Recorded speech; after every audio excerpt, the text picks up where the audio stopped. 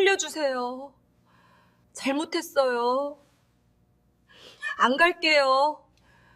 무료급식소에서 그 여자를 봤습니다. 헝클어진 머리카락, 때가 찌든 낡은 점퍼, 갈라진 입술, 해골처럼 말라비틀어진 얼굴. 그런데 그 얼굴이요. 13년 전에 내쫓긴 며느리 얼굴이었습니다. 왜 저 아이가 나를 보고 저렇게 무서워하는 걸까요? 마치 내가 자기를 죽이러 온 사람처럼요. 저는 그 자리에서 무릎이 꺾였습니다. 13년 전 그날 밤 제가 뇌졸중으로 쓰러져 있을 때 대체 무슨 일이 있었던 걸까요? 효자인 줄만 알았던 제 아들이 저 아이에게 무슨 짓을 한 걸까요? 사연 시작 전 구독과 좋아요를 눌러주시면 그곳에 축복이 가득하시기를 바라겠습니다. 저는 김말순이라고 합니다. 올해 72살이에요. 요즘 세상에 72이면 아직 젊다고들 하던데 제 몸은 그렇지가 않았어요. 13년 전에 뇌졸중으로 쓰러진 뒤로 왼쪽 다리가 잘 안 펴지거든요. 그래도 머리는 아직 멀쩡합니다. 오히려 너무 멀쩡해서 탈이에요. 젊었을 때 저는 남대문 시장에서 5,000원짜리 백반을 팔던 여자였습니다. 새벽 4시에 눈을 떠서 콩나물을 다듬고 밤 11시까지 손님상을 날랐어요. 손톱 밑에 고춧가루가 배어서 아무리 씻어도 빨갛게 물들어 있던 시절이 있었죠. 그렇게 30년을 악착같이 벌어서 정성밥상이라는 프랜차이즈를 만들었습니다. 전국의 지점이 200개가 넘었어요. 제가 직접 레시피를 개발하고 직접 가맹점주들을 교육했습니다. 내 손으로 일군 거였어요. 그런데 말입니다. 지금 저는 내 집에서 죄수처럼 살고 있어요. 어떻게 이렇게 됐는지 그 얘기를 해드릴게요. 아침 8시가 되면 어김없이 방문이 열립니다. 똑똑똑 노크 소리가 3번 울리면 며느리라는 여자가 쟁반을 들고 들어오죠. 쟁반 위에는 늘 똑같은 것들이 놓여 있었어요. 유리컵에 담긴 물 1잔, 그리고 노란색 알약 2알. 어머니, 뇌 영양제예요. 어서 드세요. 그 여자가 입꼬리를 올리며 웃었습니다. 입술에 바른 새빨간 립스틱이 번들거렸어요. 눈은 웃지 않으면서 입만 웃는 그 표정이 얼마나 징그러운지 몰라요. 저는 순한 양처럼 고개를 끄덕이며 알약을 입에 넣었습니다. 물을 한 모금 머금고 삼키는 신용을 했죠. 목젖을 크게 움직여서 꿀떡 소리까지 냈어요. 그 여자는 제가 약을 삼킨 걸 두 눈으로 똑똑히 확인하고 나서야 만족스러운 표정으로 나갔습니다. 방문이 닫히자마자 저는 창가에 놓인 화분 앞으로 다가갔어요. 혀 밑에 숨겨뒀던 알약 2알을 뱉어내 화분 흙 속에 파묻었습니다. 손가락으로 흙을 꾹꾹 눌러 흔적을 감췄죠. 이게 저의 하루 중 가장 먼저 하는 일이에요. 3년째 매일 아침 반복해온 생존 루틴이었습니다. 처음에 이 약을 먹었을 때 어떤 느낌이었는지 아세요? 머리가 손뭉치처럼 흐릿해지더라고요. 분명히 알고 있던 것들이 안개 속으로 사라지는 것 같았어요. 어제 뭘 먹었는지, 아침에 누가 왔다 갔는지 그런 게 기억이 안 나기 시작했죠. 그때 깨달았습니다. 이건 뇌 영양제가 아니라 저를 치매 환자로 만들려는 독약이라는 거요. 그 뒤로 단 한 알도 삼킨 적이 없었어요. 저는 창가에 서서 바깥을 내다봤습니다. 100평짜리 저택의 넓은 정원이 한눈에 들어왔어요. 겨울이라 잔디는 누렇게 말라 있었고 감나무 가지는 앙상하게 하늘을 향해 뻗어 있었죠. 담장 너머로 세상이 보였지만 저에게 그 세상은 손이 닿지 않는 곳이었습니다. 창살은 없었어요. 쇠고랑을 찬 것도 아니었죠. 그런데도 이 집은 감옥이었습니다. 현관문 비밀번호는 아들만 알았고 가사 도우미는 저를 24시간 감시했어요. 화장실 가는 것까지 보고를 했죠. 어디를 가든 누군가의 눈이 따라다녔습니다. 한숨이 절로 나왔어요. 내 집인데 내 마음대로 문도 못 열어요. 내 돈인데 10,000원 한 장 쓸 수가 없었습니다. 통장도 카드도 도장도 다 아들한테 빼앗겼거든요. 방 한쪽 벽에 걸린 달력에 눈이 갔습니다. 오늘이 며칠인지 확인하려고 다가갔어요. 12월 15일. 저는 그 날짜를 보는 순간 가슴이 뜨끔했습니다. 30년 전 오늘 제가 처음 시장에서 떡 장사를 시작했던 날이었어요. 리어카에 떡시루를 싣고 새벽부터 자리를 잡았던 그날이 눈에 선했습니다.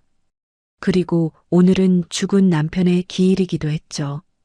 영감이 트럭에 치여 세상을 떠난 게 벌써 20년 전이었어요. 문득 그 시장이 보고 싶어졌습니다. 북적거리는 사람들, 흥정하는 소리, 국밥 끓는 냄새. 마지막으로 한 번만이라도 그곳의 기운을 받고 싶었어요. 내일이면 아들이 저를 요양병원에 보낸다고 했거든요. 어쩌면 다시는 못 갈지도 모른다는 생각이 들었습니다. 그때 거실에서 아들의 목소리가 들려왔어요. 어머니, 내일이면 요양병원 가시네요. 문을 열고 들어온 건 제 아들 진상이었습니다. 47 먹은 놈이 고급 양복을 빳빳하게 차려입고 서 있었어요. 넥타이 핀에 박힌 다이아몬드가 반짝거렸죠. 그게 다 내 돈으로 산 거예요. 거기 VIP실이 호텔보다 좋아요. 어머니 편히 쉬실 수 있을 거예요. 그놈이 입꼬리를 올리며 웃었습니다. 저는 그 얼굴을 물끄러미 바라봤어요. 웃고 있었지만 눈은 차가웠습니다. 그 눈동자 속에 뭐가 담겨 있는지 저는 알았어요. 빨리 죽어라. 빨리 죽어서 재산 내놔라. 그 탐욕이 훤히 보였습니다. 그래, 알았다. 저는 힘없이 대답했어요.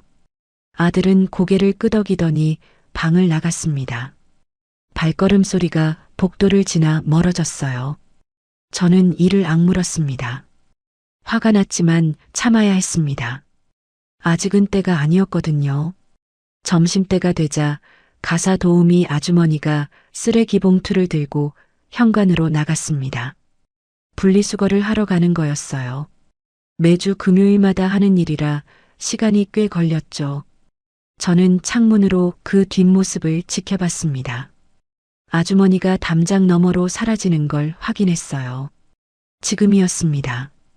저는 옷장에서 낡은 점퍼를 꺼내 입었어요. 부엌을 지나 다용도실로 향했습니다. 세탁기와 건조기 사이를 빠져나가 뒷문 앞에 섰어요. 손잡이를 잡았을 때 심장이 쿵쾅거렸습니다.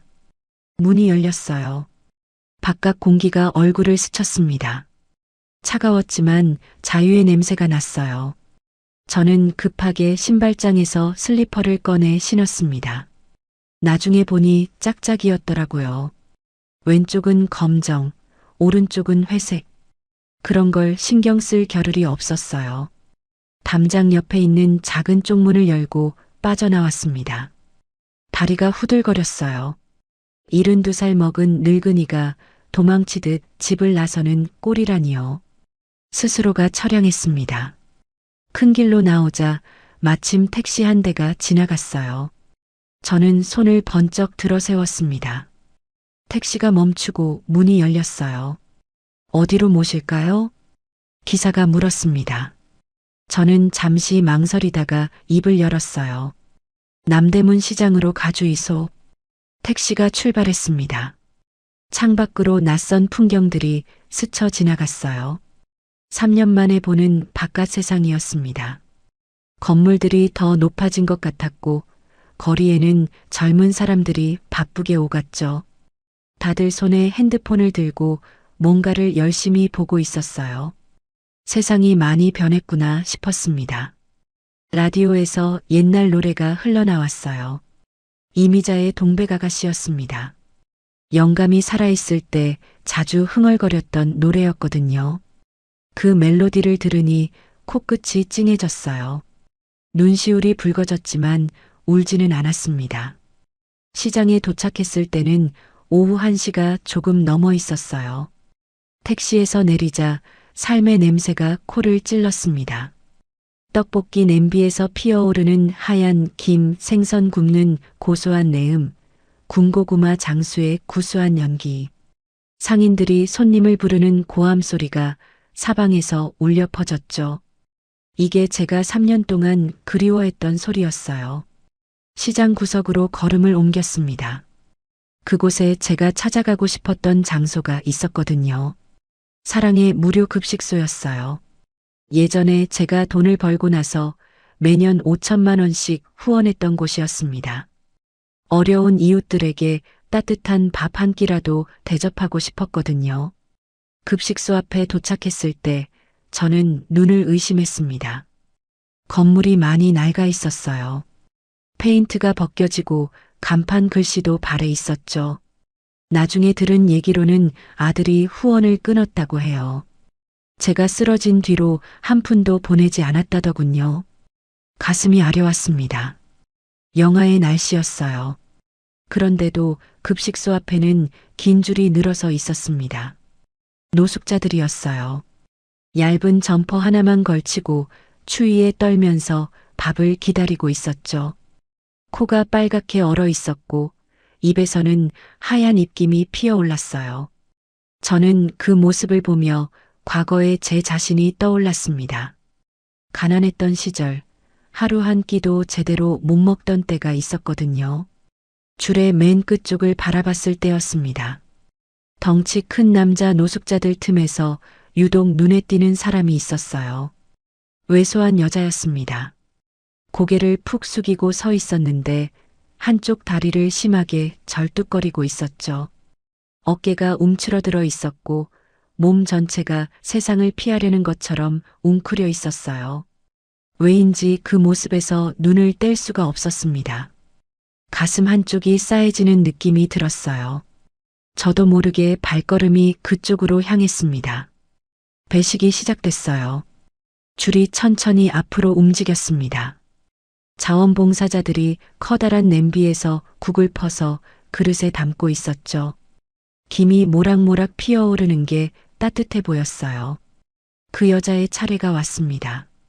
여자가 식판을 받으려고 손을 내밀었어요. 그 순간 겨울 햇살이 비스듬히 들어오며 무언가를 비췄습니다. 번쩍하고 눈이 부시게 빛이 반사됐어요. 저는 숨이 멎는 것 같았습니다. 여자의 손목에 굵은 금빛 팔찌가 채워져 있었어요. 저는 무의식적으로 앞으로 걸어갔습니다. 심장이 귀에서 쿵쿵 울렸어요. 가까이 다가가서 팔찌를 봤습니다. 거북이와 소나무 문양이 정교하게 새겨져 있었어요. 20돈짜리 순금 팔찌. 15년 전 제가 유명한 금속 공예 명장에게 직접 주문 제작해서 며느리 손목에 채워줬던 바로 그 물건이었습니다.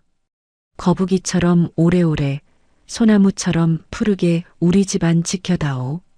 그때 제가 했던 말이 귓가에 생생하게 맴돌았어요. 그 팔찌는 세상에 단 하나뿐이었습니다. 뒷면에는 지민의 이니셜이 새겨져 있었죠. 숨이 막혔습니다.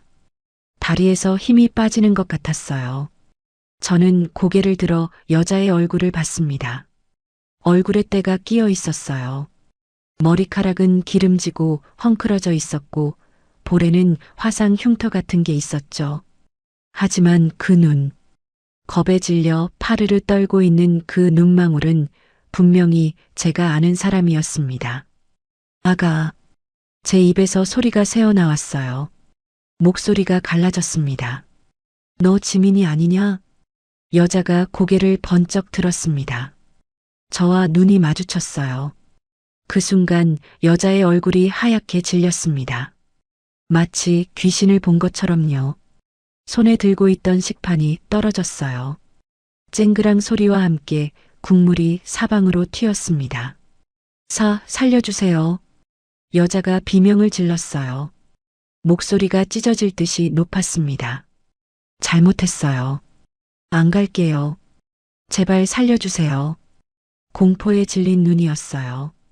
여자가 뒷걸음질을 치다가 엉덩방아를 찧었습니다. 그러고는 기어서 도망치려고 했죠. 저는 그 앙상한 발목을 붙잡았습니다. 뼈밖에 안 남은 것 같은 가느다란 발목이었어요. 무릎이 차가운 시멘트 바닥에 닿았습니다. 아팠지만 아무것도 느껴지지 않았어요. 아이고, 아이고. 울음이 터져 나왔습니다. 제 착한 며느리. 살같이 희고 눈웃음이 예뻤던 지민이. 내가 친딸처럼 아꼈던 아이가 어쩌다 이 꼴이 된 건지. 죽은 줄만 알았던 아이가 노숙자가 되어 제 눈앞에 있었어요. 시장 사람들이 웅성거리며 몰려들었습니다. 저 할머니 왜 저래 아는 사람인가 봐 수군거리는 소리가 들렸죠. 하지만 저는 신경 쓸 겨를이 없었어요. 저는 지민의 손을 꼭 잡고 길바닥에 주저앉아 울었습니다. 13년이었어요. 13년 동안 이 아이가 어떻게 살아온 건지 아들은 분명히 말했었습니다. 지민이가 바람나서 도망갔다고, 위자료 두둑이 챙겨서 외국으로 튀었다고, 그래서 연락이 안 되는 거라고. 거짓말이었어요. 다 새빨간 거짓말이었습니다. 그 사실을 깨닫는 순간 분노가 슬픔을 삼켜버렸어요. 내 아들놈이 대체 무슨 짓을 한 거냐고. 손이 부들부들 떨렸습니다. 지민이는 여전히 겁에 질린 눈으로 저를 바라보고 있었어요. 마치 저를 무서워하는 것 같았죠. 왜 그런 눈으로 보는 건지 그때는 몰랐습니다. 나중에야 알게 됐어요. 지민이가 왜 저를 보고 살려달라고 했는지, 아들놈이 어떤 거짓말로 이 아이를 지옥에 몰아넣었는지, 그 진실을 알게 됐을 때 저는 아들이라는 놈을 내 손으로 죽여버리고 싶었습니다. 하지만 그건 다음 얘기예요. 지금 이 순간 저는 그냥 울기만 했어요. 남대문 시장 한복판에서 72살 먹은 노인이 노숙자가 된 며느리를 붙잡고 통곡했습니다. 아이고, 우리 지민아. 이게 무슨 꼴이냐? 이게 대체 무슨 꼴이냐고. 겨울 해가 기울고 있었어요. 차가운 바람이 볼을 스쳤습니다. 하지만 저는 자리에서 일어날 수가 없었어요. 며느리의 앙상한 손이 너무 차가웠거든요. 얼음장 같은 그 손을 놓을 수가 없었습니다. 지민이가 제 손을 뿌리쳤습니다. 생각보다 힘이 셌어요. 저는 중심을 잃고 뒤로 넘어질 뻔했죠. 그 사이에 지민이는 벌떡 일어나 인파 속으로 뛰어들었습니다. 한쪽 다리를 절뚝거리면서도 필사적으로 도망치는 뒷모습이 눈에 박혔어요. 저는 따라가려고 했습니다. 그런데 다리에 힘이 안 들어갔어요. 무릎이 후들거리더니 그 자리에 주저앉고 말았죠. 72살 먹은 몸이 원망스러웠습니다. 젊었을 때 같으면 당장 뛰어가서 붙잡았을 텐데요. 할머니, 괜찮으세요? 시장 상인 몇 명이 달려와 저를 부축해줬어요. 플라스틱 의자를 가져다 앉혔죠. 저는 지민이가 사라진 방향만 멍하니 바라봤습니다. 골목 끝 모퉁이를 돌아 사라진 그 절뚝거리는 뒷모습이 눈에서 지워지지 않았어요. 그때 바닥에 뭔가가 떨어져 있는 게 보였습니다. 낡은 천보따리였어요. 지민이가 도망치면서 흘리고 간 거였죠. 저는 허리를 굽혀 그걸 주워들었습니다. 보따리를 열어봤어요. 안에는 깨진 손거울 하나, 곰팡이가 핀 식빵 조각, 그리고 구겨진 약봉지 몇 개가 들어 있었습니다. 약봉지에는 해열제라고 적혀 있었어요. 그게 전부였습니다. 내 며느리가 가진 전 재산이 이거란 말입니까? 코끝이 찡해졌어요. 지민이가 왜 나를 보고 살려달라고 했을까? 왜 그렇게 겁에 질려 있었을까? 그 의문이 머릿속을 떠나지 않았습니다. 뭔가 이상했어요. 단순히 헤어진 시어머니를 피하는 게 아니었습니다. 저를 보는 지민이의 눈에는 공포가 가득 차 있었거든요. 마치 저를 원수처럼 무서워하는 것 같았어요. 저는 집으로 바로 들어가지 않았어요. 시장 골목에 있는 공중전화를 찾아갔습니다. 요즘 세상에 공중전화 찾기가 쉽지 않은데 다행히 시장 화장실 옆에 하나가 남아 있었죠. 지갑에 비상용으로 넣어뒀던 동전 몇 개가 있었거든요. 전화기에 동전을 넣고 번호를 눌렀어요. 오래전에 외워둔 번호였습니다. 신호음이 3번 울리고 누군가 받았어요. 여보세요? 낮고 굵은 남자 목소리였습니다. 저는 입을 열었어요. 박 실장, 나야 김말순이야. 전화기 너머로 숨소리가 멈추는 게 느껴졌습니다. 잠시 침묵이 흐른 뒤 목소리가 떨리기 시작했어요. 회장님? 살아계셨습니까?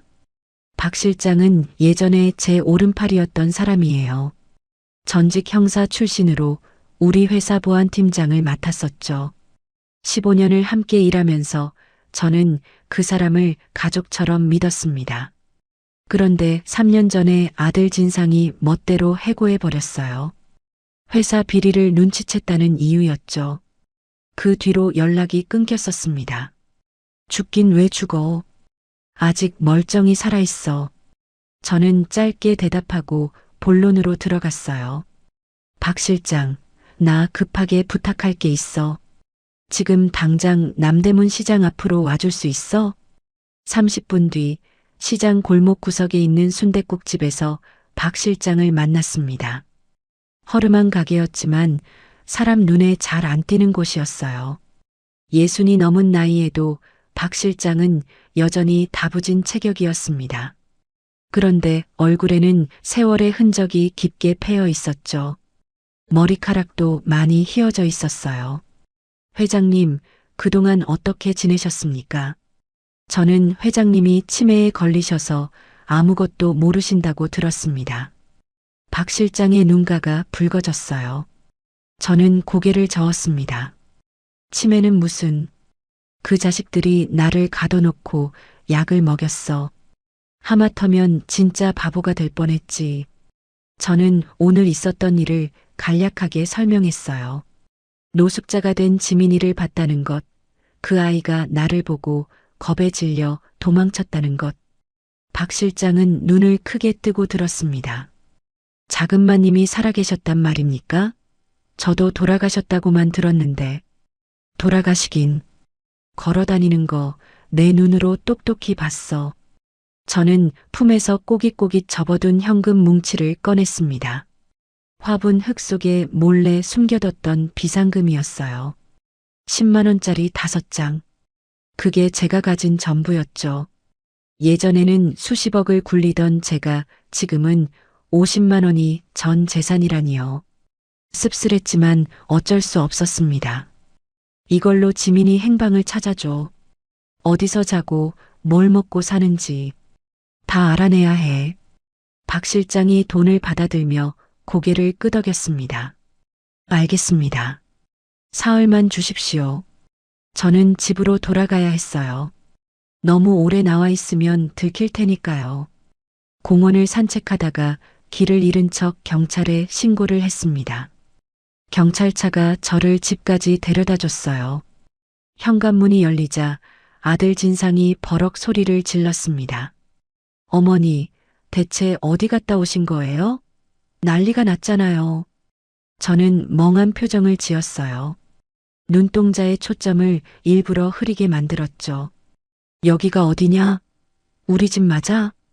진상이의 얼굴에 짜증이 떠올랐습니다.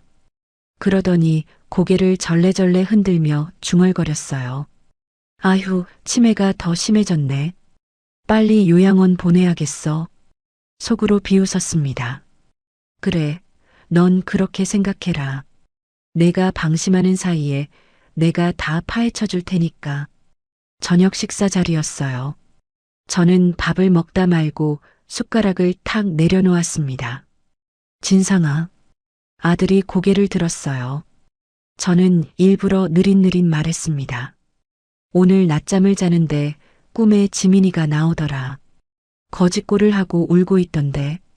위자료 넉넉히 줬다던 거 맞지? 진상이의 젓가락이 멈췄습니다.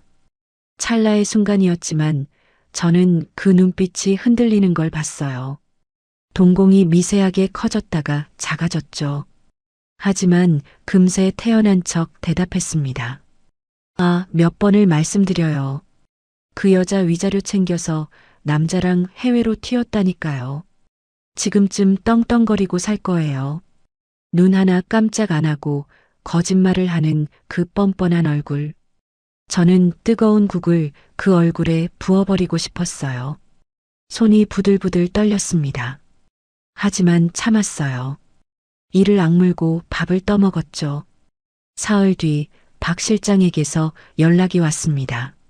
새벽 2시에 몰래 집을 빠져나와 약속 장소로 향했어요. 한겨울 밤 공기가 뼛속까지 파고들었습니다.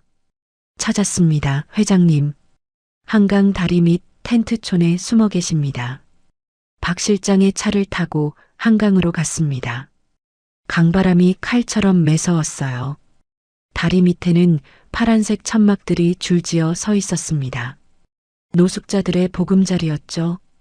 차가운 콘크리트 바닥 위에 덧대어진 골판지, 너덜너덜한 담요들이 눈에 들어왔어요.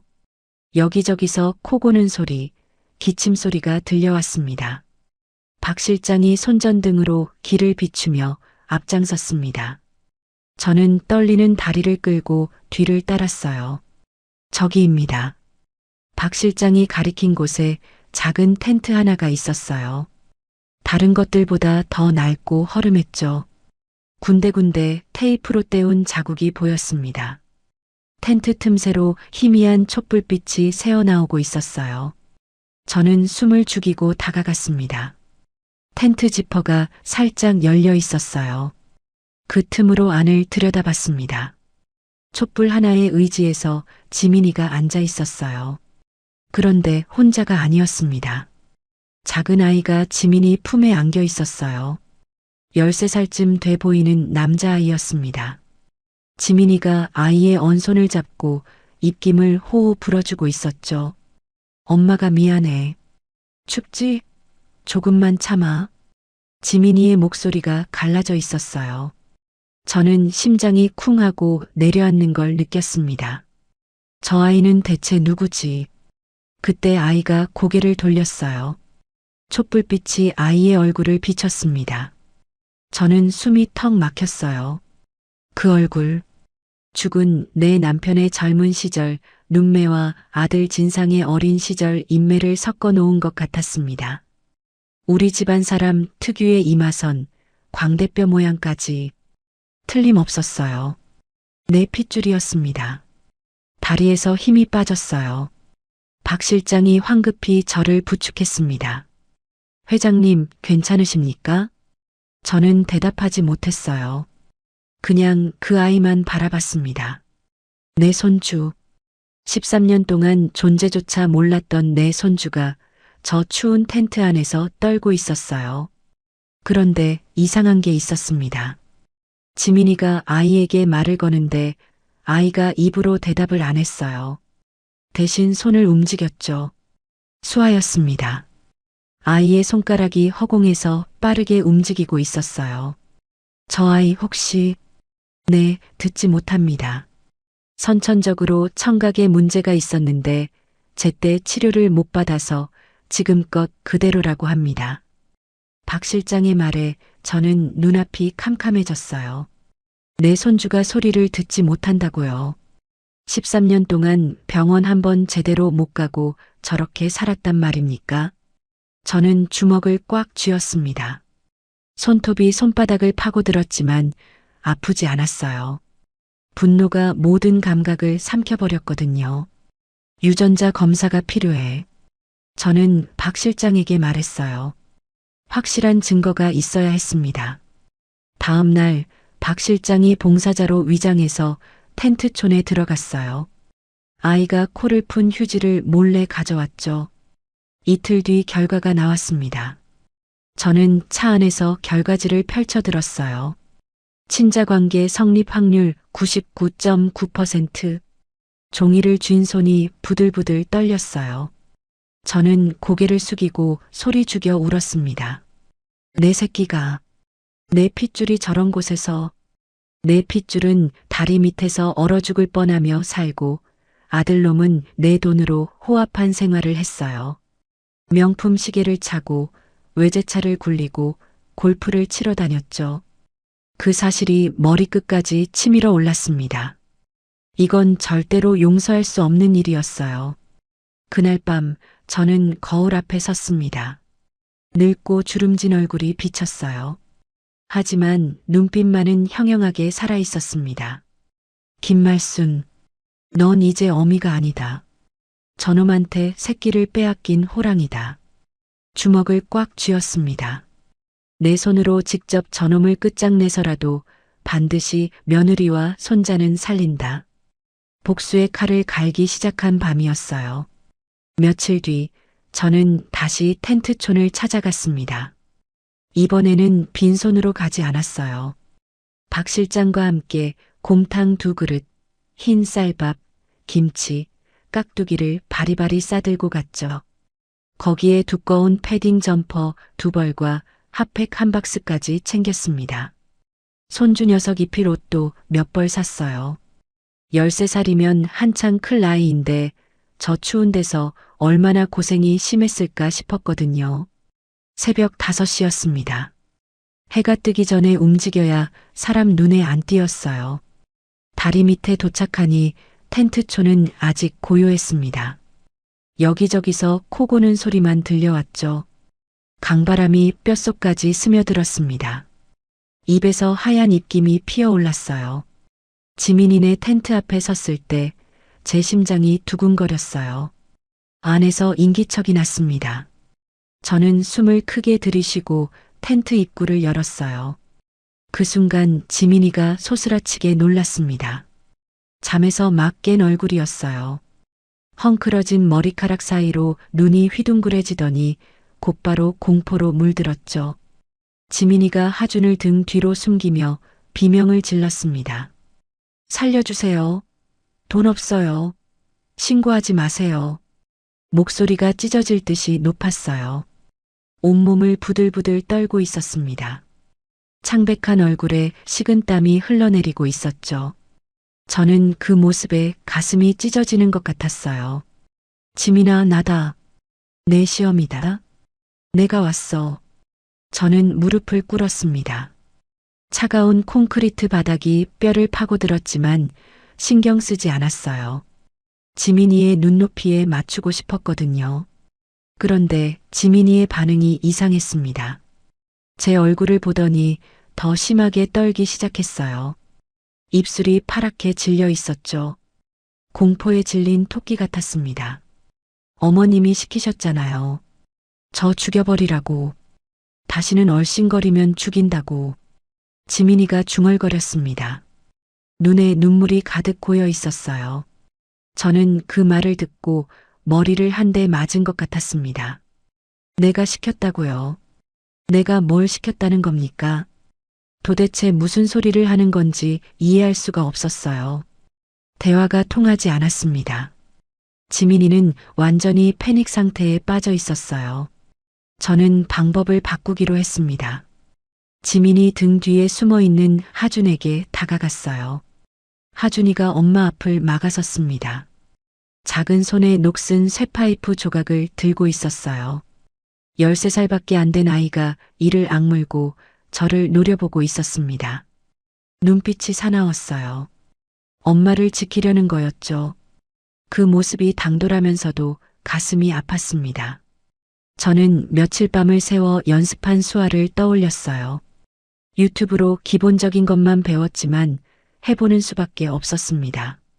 떨리는 손으로 가슴 앞에 주먹을 쥐고 천천히 원을 그렸어요. 미안하다. 하준이의 눈이 커졌습니다.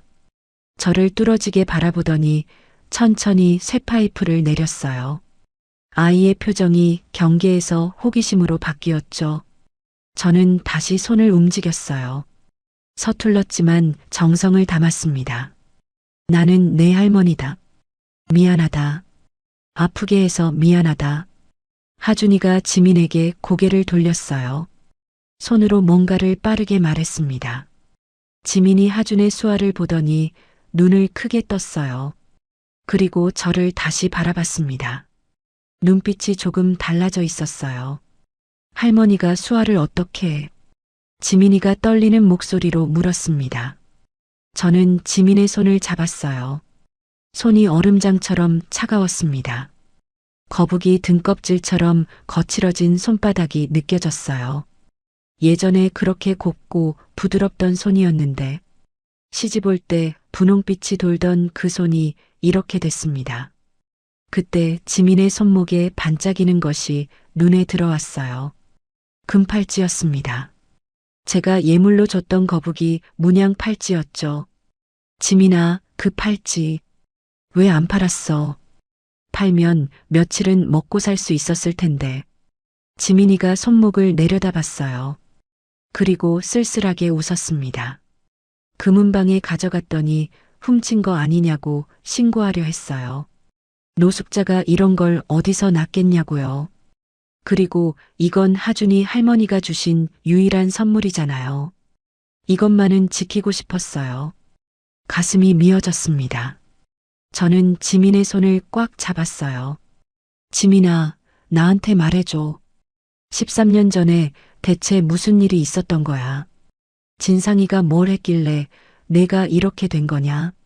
지민이가 고개를 숙였습니다. 한참을 말이 없었어요. 어깨가 잔뜩 움츠러들어 있었습니다. 그러다가 천천히 입을 열었어요. 목소리가 가늘게 떨리고 있었죠. 13년 전 그날 밤, 저는 뇌졸중으로 쓰러져 중환자실에 있었습니다.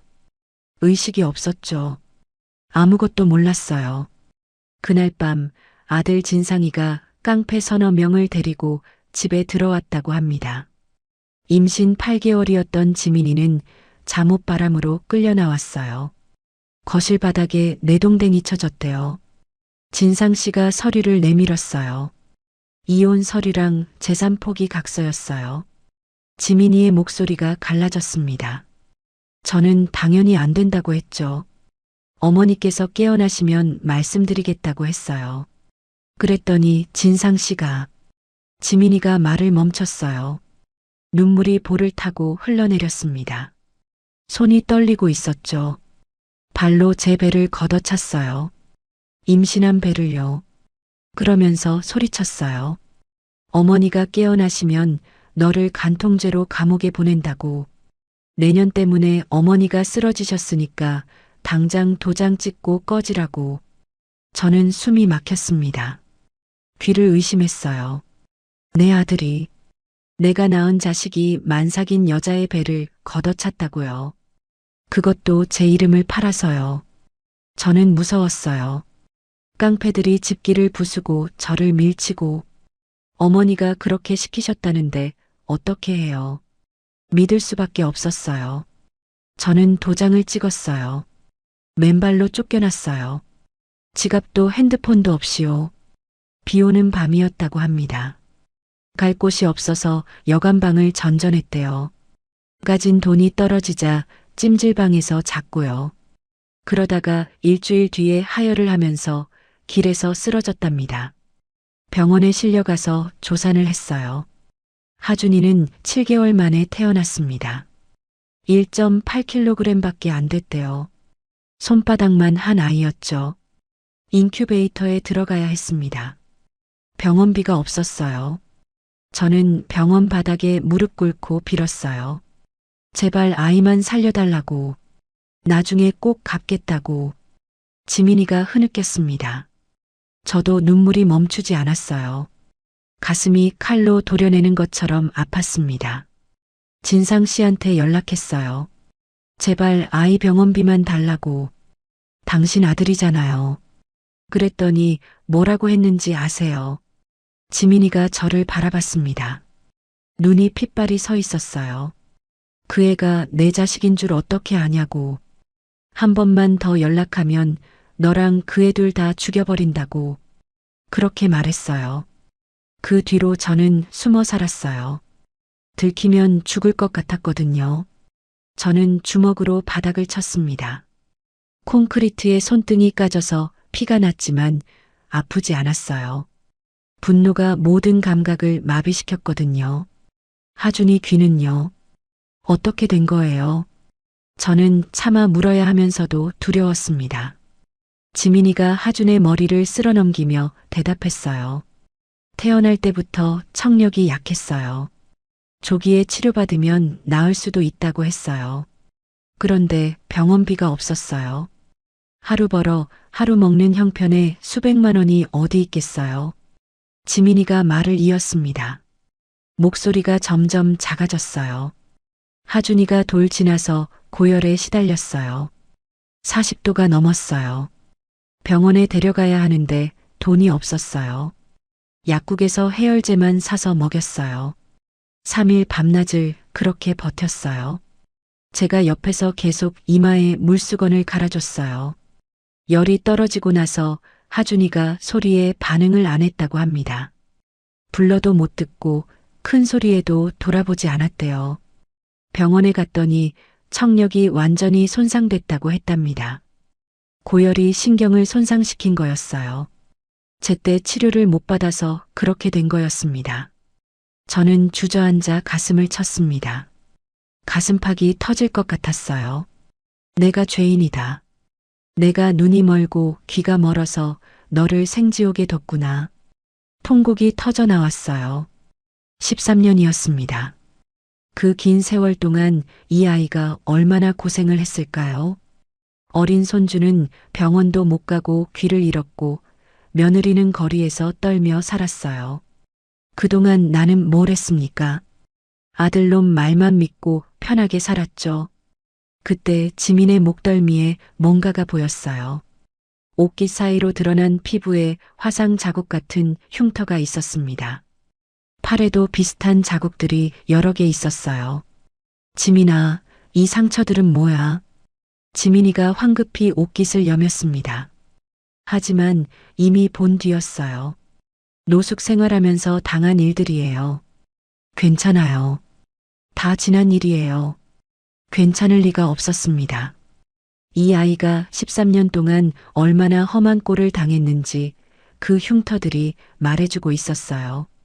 저는 또 눈물이 쏟아졌습니다. 어머니, 지민이가 제 손을 잡았습니다. 거칠고 갈라진 손이었지만 따뜻했어요. 저는 괜찮아요. 진짜로요. 그런데 제발 하준이만은요. 진상 씨한테서 지켜주세요. 저는 지민의 손을 꽉 잡았습니다. 내가 지킨다. 이 할미가 목숨 걸고 너희를 지킨다. 그때 하준이가 제 소매를 잡아당겼어요. 아이가 수화로 뭔가를 말하고 있었습니다. 할머니 울지 마세요. 저 안 슬퍼요. 엄마 있으니까요. 13살 아이가 할머니를 위로하고 있었습니다. 저는 하준을 꼭 끌어안았어요.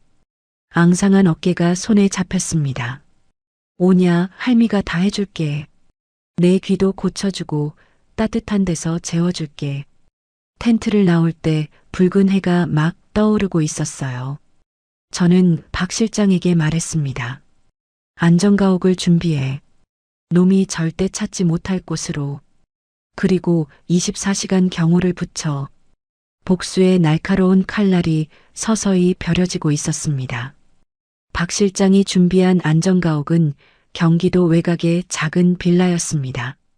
20평 남짓한 원룸이었지만 난방이 잘 되고 햇살이 따뜻하게 들어오는 곳이었어요. 창문으로 들어오는 오후볕이 방 안을 환하게 비추고 있었죠. 무엇보다 진상이가 절대 찾을 수 없는 곳이었습니다. 박 실장의 천한 명의로 된 집이라 아무리 뒤져도 연결고리가 없었어요. 지민과 하준을 그곳에 데려다 주던 날 저는 가슴이 먹먹했습니다. 차에서 내린 지민이 빌라 건물을 올려다보며 멍하니 서 있었거든요. 낡았지만 깨끗한 외벽, 반짝이는 유리창. 지민은 한참을 그렇게 서 있다가 갑자기 무릎이 꺾이더니 주저앉았습니다. 어머니, 이게 꿈이에요? 지민이가 떨리는 목소리로 물었어요. 눈에서 눈물이 주르륵 흘러내리고 있었습니다. 13년 만에 지붕 있는 데서 자는 거예요. 벽이 있고 문이 있고 난방이 되는 데서요. 저는 그 말에 또 눈물이 났어요. 13년이었습니다. 이 아이가 13년 동안 하늘을 지붕 삼아 살았다는 거였어요. 비가 오면 젖고, 눈이 오면 얼고, 바람이 불면 떨면서요. 사람이 어떻게 그렇게 살 수 있었을까요? 저는 지민을 부축해 일으켰습니다. 그리고 빌라 안으로 데려갔어요. 문을 열자 따뜻한 공기가 얼굴을 감쌌습니다. 보일러를 미리 틀어놓은 거였죠. 방 안에는 새 이불과 베개가 놓여 있었고 작은 밥상과 의자도 준비되어 있었어요. 하준이가 신기한 듯 방 안을 둘러봤습니다. 침대를 손으로 꾹꾹 눌러보고 이불을 만져보고 벽을 손바닥으로 쓸어봤어요. 바닥에 손을 대보더니 눈이 동그래졌습니다. 그러고는 엄마에게 수화로 말했어요. 지민이 통역해줬습니다. 바닥이 따뜻하대요. 엄마 여기서 자면 안 추워도 되냐고요. 가슴이 칼로 베이는 것 같았어요. 13살 아이가 바닥이 따뜻하다는 것에 이렇게 기뻐하다니요. 다른 집 아이들은 당연하게 누리는 것을 이 아이는 처음 경험하는 거였습니다. 저는 하준의 머리를 쓸어주며 말했어요.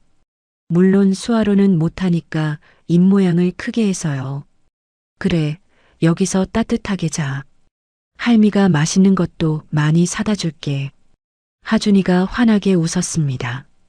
앞니가 빠진 자리가 보였어요. 이가 빠졌는데 치과도 못 갔겠죠. 그 웃음이 제 마음에 깊이 박혔습니다. 냉장고에는 박 실장이 미리 채워놓은 음식들이 가득했습니다. 고기, 생선, 채소, 과일, 심지어 아이 간식까지 있었어요. 지민이가 냉장고 문을 열고 한참을 서 있었습니다.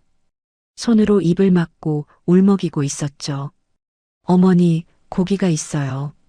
하준이가 고기를 좋아하는데 4년 만에 고기를 먹일 수 있어요. 4년이요. 이 아이들이 마지막으로 고기를 먹은 게 4년 전이었다는 거였어요. 저는 주먹을 꽉 쥐었습니다. 분노가 다시 치밀어 올랐습니다. 내 손주가 4년 동안 고기 한 점 못 먹고 살았어요. 안전가옥에 지민과 하준을 안착시킨 뒤 저는 본격적으로 움직이기 시작했습니다. 먼저 해야 할 일은 증거 수집이었어요. 진상이가 저지른 모든 악행의 증거를 모아야 했죠. 이틀 뒤 박 실장이 옛 인맥을 동원해서 정보를 모아왔습니다. 전직 형사 출신답게 발이 넓었어요. 회계사, 변호사, 부동산 중개인까지 동원해서 조사한 결과물이었습니다. 그가 가져온 서류 뭉치를 펼쳐보는 순간 저는 눈앞이 캄캄해졌습니다. 회장님, 각오하고 보셔야 합니다. 박 실장의 목소리가 무거웠습니다. 저는 떨리는 손으로 서류를 한 장씩 넘겼어요. 정성밥상 프랜차이즈 재무제표 사본이었습니다. 숫자들이 빼곡하게 적혀 있었죠. 저는 장사꾼 출신이라 숫자에 밝았어요. 한눈에 이상한 점이 보였습니다. 이게 뭐야? 매출이 이렇게 줄었어?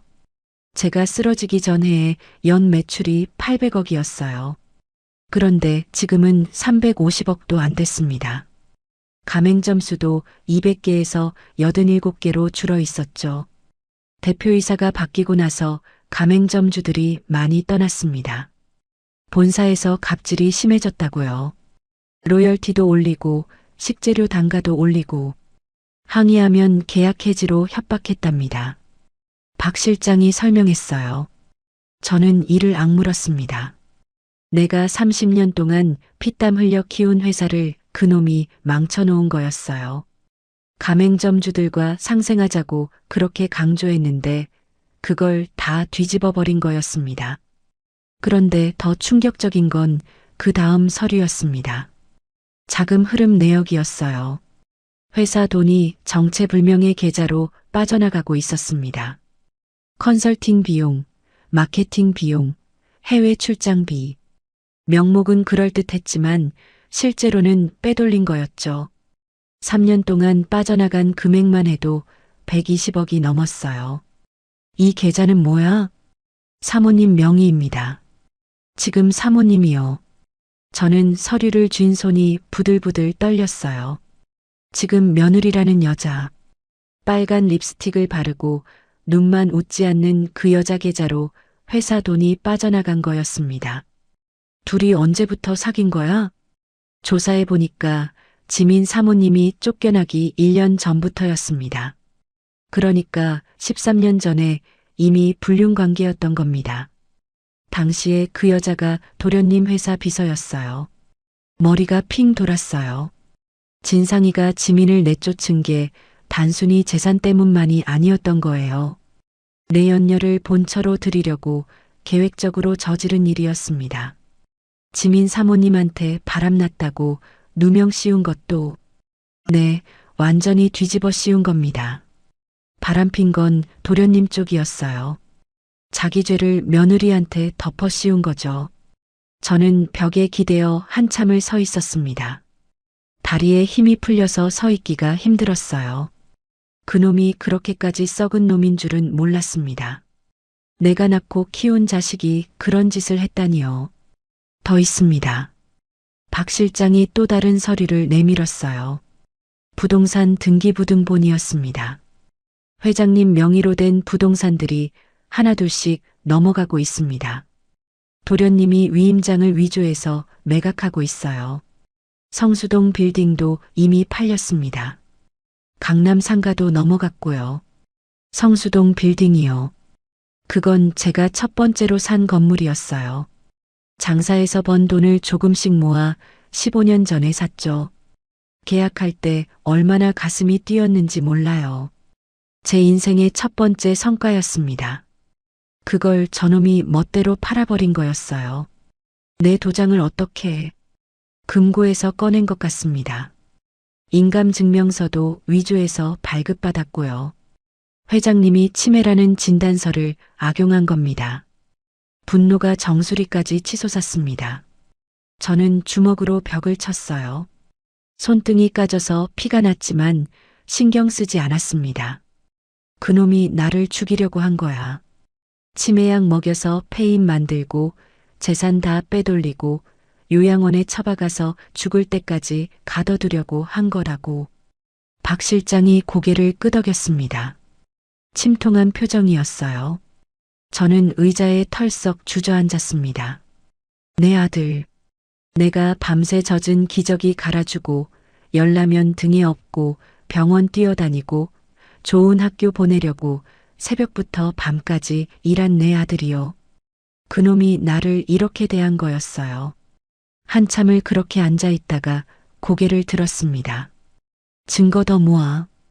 횡령 내역, 부동산 서류, 위임장 위조 증거. 다 모아서 파일로 만들어. 알겠습니다. 그런데 회장님 어떻게 하실 겁니까? 주주총회를 열 거야. 내가 아직 최대 주주야. 지분 51%가 내 거라고. 그게 유일하게 남은 무기였습니다. 제가 회사를 세울 때 지분의 절반 이상을 제 명의로 해뒀거든요. 아들한테 경영권은 줬지만 지분은 안 줬어요. 그날 밤 저는 집으로 돌아갔습니다. 현관문을 열고 들어가니 아들 진상이가 거실 소파에 앉아 있었어요. 내 연녀와 함께였습니다. 둘이 와인을 마시며 웃고 있었죠. 테이블 위에는 고급 와인병이 놓여 있었고 치즈와 과일이 담긴 접시도 있었습니다. 어머니, 어디 갔다 오셨어요? 진상이가 귀찮다는 듯이 물었습니다. 눈길도 제대로 안 주더군요. 저는 멍한 표정을 지었어요. 응? 나 어디 갔었나? 내 연녀가 킥킥 웃었습니다. 입술에 바른 빨간 립스틱이 번들거렸어요. 그 여자 목에 걸린 다이아몬드 목걸이가 눈에 들어왔습니다. 손목에는 금팔찌도 차고 있었죠. 다 회사 돈으로 산 거겠죠. 내 피땀 어린 돈으로요.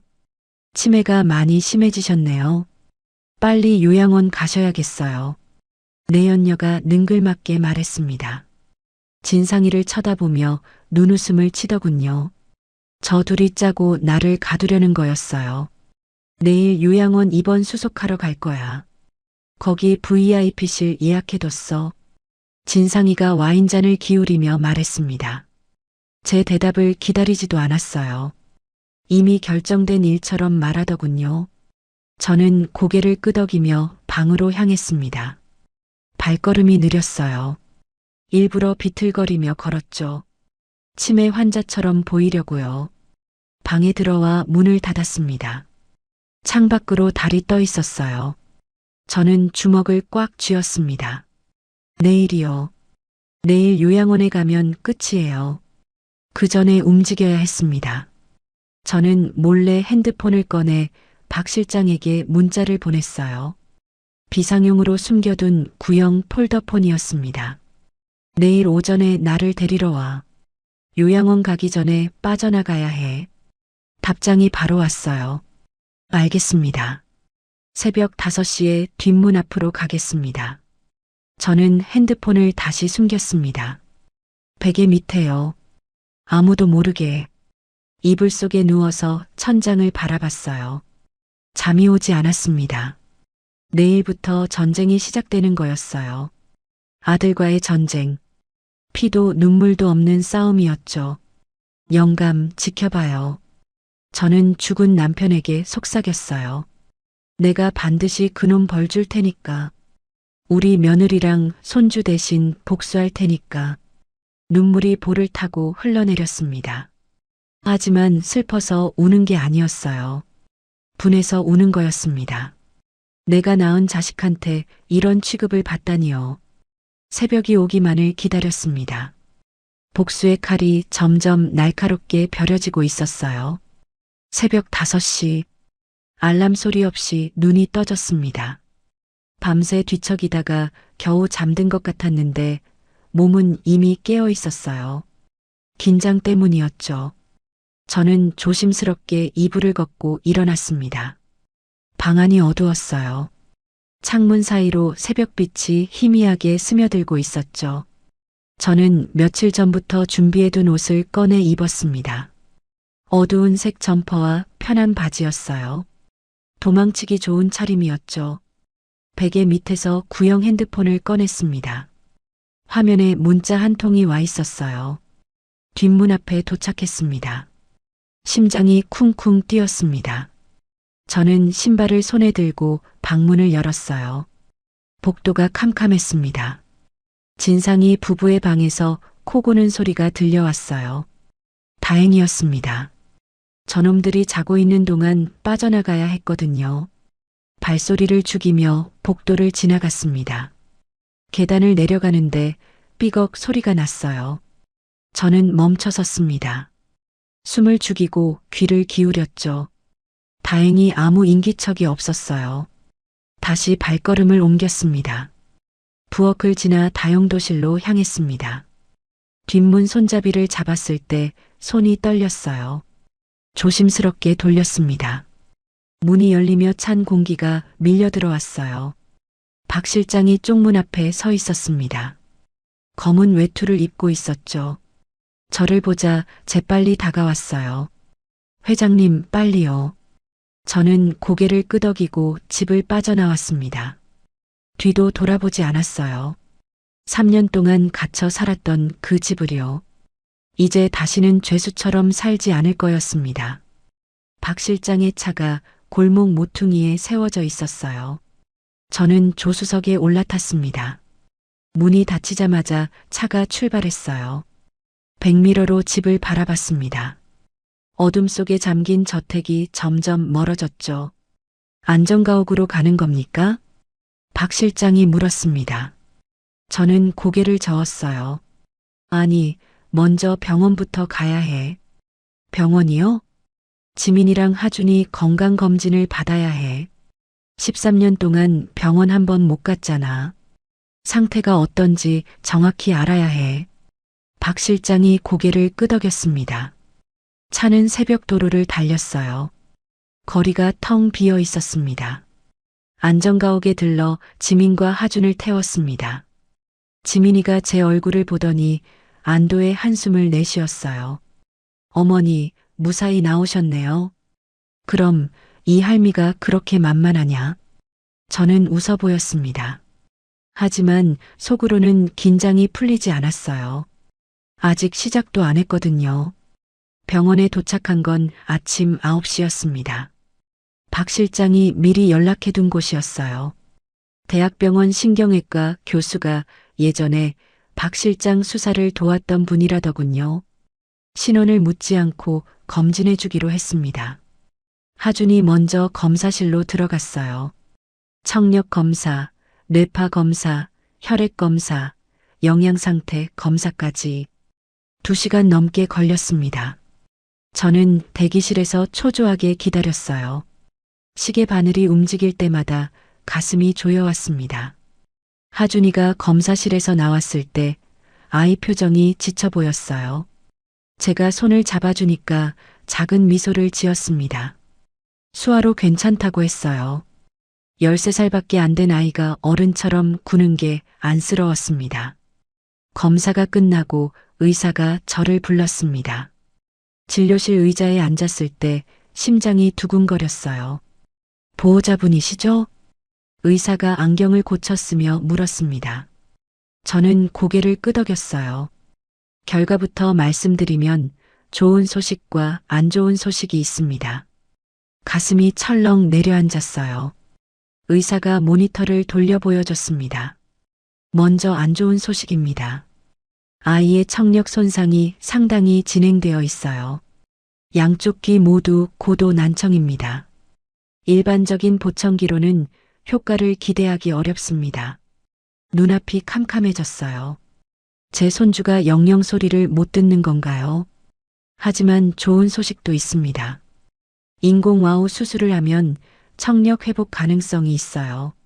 아이가 아직 13살이고 뇌 발달이 계속되고 있거든요. 수술 후 재활 치료를 병행하면 일상적인 대화는 가능해질 수 있습니다. 숨이 턱 막혔다가 다시 트이는 느낌이었어요. 희망이 있다는 거였습니다. 수술비가 얼마나 들어요? 양쪽 다 하면 한 6천만 원 정도 듭니다. 재활 치료비까지 포함하면 1억 원 가까이 될 수도 있어요. 1억 원이요. 예전 같으면 푼돈이었습니다. 그런데 지금 제 수중에는 한 푼도 없었어요. 그 돈을 어떻게 마련하지? 감사합니다. 수술 날짜 잡아주세요. 저는 단호하게 말했습니다. 돈은 어떻게든 마련할 거였어요. 내 회사를 되찾으면 되는 일이었죠. 지민이 검사 결과도 나왔습니다. 영양실조로 인한 빈혈, 관절염 초기 증상, 그리고 오른쪽 다리에 골절 후유증이 있었어요. 제대로 치료를 못 받고 다리뼈가 그냥 붙어버린 거였죠. 그래서 절뚝거렸던 겁니다. 다리는 재수술이 필요합니다. 뼈를 다시 부러뜨리고 제대로 맞춰야 해요. 의사의 말에 지민이가 고개를 저었습니다. 저는 괜찮아요. 하준이 수술비가 더 급해요. 뭔 소리야? 둘 다 치료받아야지. 저는 지민의 손을 잡았습니다. 이 아이가 13년 동안 혼자 감당해온 것들이 떠올랐어요. 다리가 부러져도 병원 못 가고 아이가 열나도 약국 해열제로 버티고 얼마나 막막했을까요? 내가 다 해줄게. 걱정하지 마. 지민이가 눈물을 글썽였습니다. 하지만 저는 안심할 수 없었어요. 돈이 문제였거든요. 병원을 나와 안전가옥으로 돌아오는 길이었습니다. 차 안에서 박 실장이 전화를 받더니 표정이 굳어졌어요. 회장님, 문제가 생겼습니다. 뭔데? 도련님이 회장님이 없어진 걸 알았습니다. 아침에 난리가 났대요. 경찰에 실종 신고까지 했답니다. 예상했던 일이었습니다. 하지만 이렇게 빨리 움직일 줄은 몰랐어요. 실종 신고라. 그놈이 참. 저는 코웃음을 쳤습니다. 치매 걸린 어머니가 사라졌으니 실종 신고를 하는 게 당연해 보이겠죠. 하지만 속셈은 뻔했어요. 저를 찾아서 다시 가두려는 거였습니다. 더 있습니다. 도련님이 사람들을 풀어서 회장님 행방을 수소문하고 있대요. 회사 직원들한테도 연락 돌리고요. 그놈이 본격적으로 나선 거였어요. 뭔가 눈치챈 게 분명했습니다. 경호를 강화해. 안전가옥 주변에 사람 더 붙이고 지민이랑 하준이 절대 밖으로 나가지 않게 해. 알겠습니다. 안전가옥에 도착했을 때 해가 기울고 있었습니다. 저는 창가에 서서 바깥을 내다봤어요. 평화로운 주택가 풍경이었지만 마음은 전혀 평화롭지 않았습니다. 전쟁이 시작된 거였어요. 그놈과 나 사이의 전쟁. 누가 먼저 쓰러지느냐의 싸움이었죠. 박 실장이 노트북을 펼쳤습니다. 화면에 정성밥상 주주 명부가 떠 있었어요. 회장님, 주주총회를 소집하려면 최소 2주 전에 통보해야 합니다. 그리고 주주 과반수 동의가 필요하고요. 내 지분이 51%야. 과반은 내가 혼자 넘어. 네, 하지만 도련님이 방해할 겁니다. 총회 자체를 못 열게 하려고 온갖 수를 쓸 거예요. 알고 있었어요. 그놈이 순순히 물러날 리가 없었죠. 그래서 증거가 필요한 거야. 횡령 증거, 문서 위조 증거. 그걸 들고 검찰에 고발부터 해야 해. 박 실장이 고개를 끄덕였습니다. 서류 뭉치를 꺼내 테이블 위에 펼쳤어요. 여기 지금까지 모은 증거입니다. 횡령 내역, 부동산 위임장 사본, 자금 이체 기록. 변호사한테 검토받았는데 충분히 기소 가능하다고 합니다. 저는 서류를 한 장씩 넘기며 확인했습니다. 제 아들이 저지른 범죄의 증거들이었어요. 손이 떨렸습니다. 분노 때문이 아니라 슬픔 때문이었어요. 내가 키운 자식이 이런 놈이 됐다니요. 어디서부터 잘못된 걸까요? 언제 고발할 수 있어? 서류 정리되면 이틀 뒤에 가능합니다. 이틀이요. 그 사이에 그놈이 뭔 짓을 할지 모르는 일이었어요. 그때 박 실장의 전화가 다시 울렸습니다.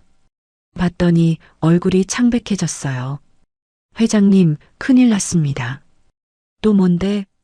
도련님이 한강 텐트촌을 뒤지고 있답니다. 누군가 회장님이 그쪽에서 목격됐다고 제보한 것 같아요. 심장이 덜컥 내려앉았습니다. 텐트촌이요. 거기서 지민이를 만났던 게 들통난 거였어요. 지민이가 거기 있다는 건 모르겠죠? 아직은요. 하지만 시간 문제입니다. 텐트촌 사람들한테 돈 뿌리면서 탐문하고 있대요. 저는 이를 악물었습니다. 그놈이 지민이와 하준이를 찾아내면 끝이에요. 증거인멸은 물론이고 그 아이들한테 뭔 짓을 할지 몰랐습니다. 박 실장, 시간이 없어. 내일 당장 검찰에 가야 해. 네, 준비하겠습니다. 창밖으로 어둠이 내리고 있었어요.